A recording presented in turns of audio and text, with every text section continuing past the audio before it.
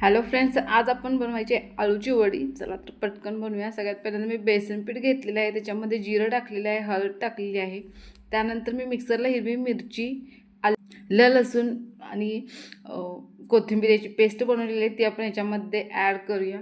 त्यानंतर याच्यामध्ये चवीपुरतं मीठ टाकायचं आणि हे छानसं व्यवस्थित मिक्स करायचं. त्यानंतर याच्यामध्ये थोडंसं पाणी ॲड करत छानसं बॅटर तयार करून साईडला ठेवून देऊया.